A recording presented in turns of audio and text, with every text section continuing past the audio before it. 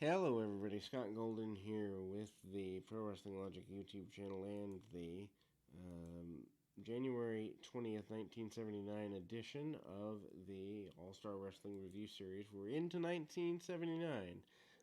79, 80, and 81 are pretty flushed out. 82 and beyond are not. So at least we got a few more years of multi dozens of episodes here. That's a good thing. Not every episode is here.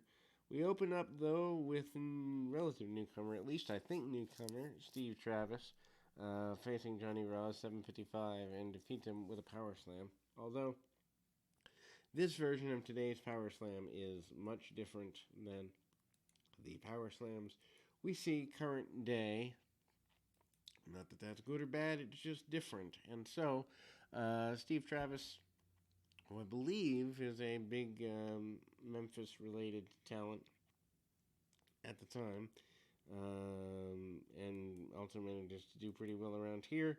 Travis, though, manages to be a pretty big influence over the next year or two in the Northeast, and again, as we move towards that kind of a debut. I don't know if debut with the company, but Johnny Rod's obviously a guy who is used as the tester of the time.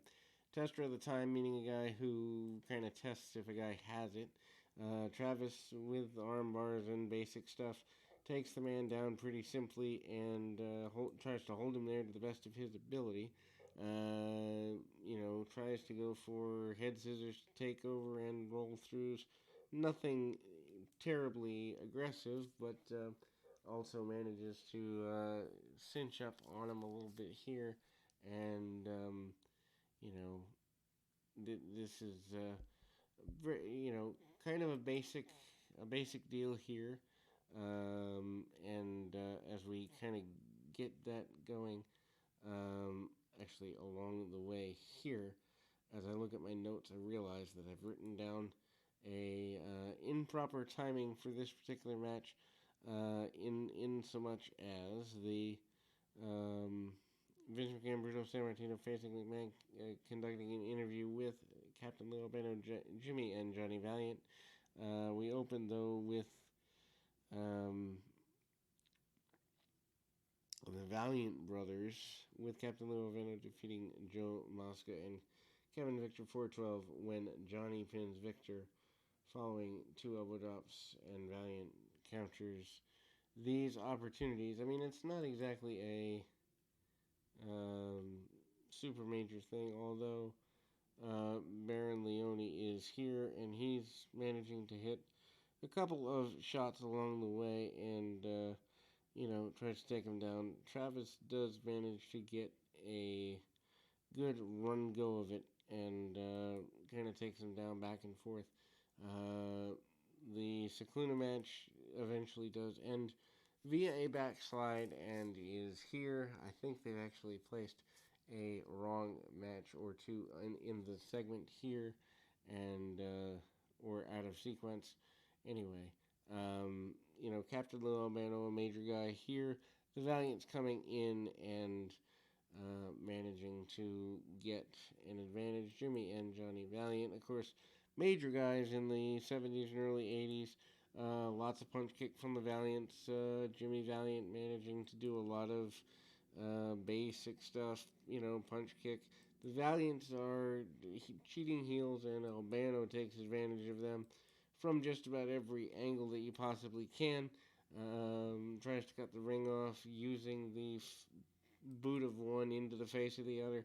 Really basic stuff, nothing necessarily that can't be written home about or hard-shipped, but certainly kind of trying to roll things around, run them around, and get things going back in a proper direction here. Then we see the next in the series of matches, and obviously the Valiant's dominant. They end up eventually becoming tag team champions at the time, and we go to a next contest, which is more towards a basic run. Ivan Putski, Tony Russo, 424 Polish Hammer by Putski. Of course, by this point, Putski's starting to use the Polish Hammer more regularly and does through the remainder of his career. I even believe his son Scott tries to use it a little bit. Very basic power-related stuff. Putski still has much more hair than he ended up having near the end of his career. And brawling in the corner, Russo trying to take over on Putski the majority of the match, but the Polish Hammer, double axe handle hammer, gets a victory for the Polish power, Ivan Putski. The promo, basically, the Valiants talk about taking over the tag team division of the WWF at the time. Then we move to another in the series of matches here. The next in the series runs into Bulldog Brower with Captain Lou Albano defeating Charlie Brown with a knee drop, 157. Brower's return from earlier in the 70s. Brower pretty well doing Central States and the Midwest, I think, the majority of the time. Very stocky guy, not exactly the best athlete in the world. Captain Lou Albano happy with him, though. Punch kick in his way through and manages to get a victory, dropping the knee drop right in place and getting the victory quickly. Greg the Hammer Valentine comes back here to the WWF. I believe he was here earlier in the 70s, around 73, 74 or so, for at least a little while. But Greg Valentine with the Grand Wizard defeats Frankie Williams 248 with a back suplex and 2 elbow drops. Had not mastered the figure 4 yet, at least in WWE lore, although that is to come. Williams is the guy to kind of test Valentine out. Punch kick and toss to the outside. Valentine also using the ropes appropriately and, there with some hard shots and gets the back elbow, 2 elbow drops, and a win there. Then we move to another in the match series, WWF Tag Team Champions Tony Garea and Larry Zbyszko defeating Johnny Rodz and Bull Maluna, with Melina submitting to Garea's abdominal stretch, and that runs 9 minutes 32 seconds. I guess the championship change happened on a house show or something. Not really hyped all that much, although it might have happened on a previous week's TV too, but we don't have access to every television. So, again, the new champions of the run are Zbyszko and Garea, and weird that Garea was talking about wanting to be just in a more bring them back for tag teams here. Rivera managing to have the majority of the offense on Zbyszko, cuts the ring off on him pretty good. Melina comes in, doesn't do a heck of a lot. Punch kick, real basic offense. Zbyszko manages to stay on the arms of Melina and keep things going in his direction.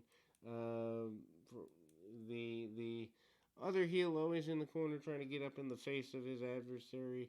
Hard shots, and Tony Garea comes in, takes a number of shots, and ultimately things don't go too well for him. He goes over the top rope, but eventually the tag team champions do get your victory, and we close the program on that note. We'll be back with more right after this.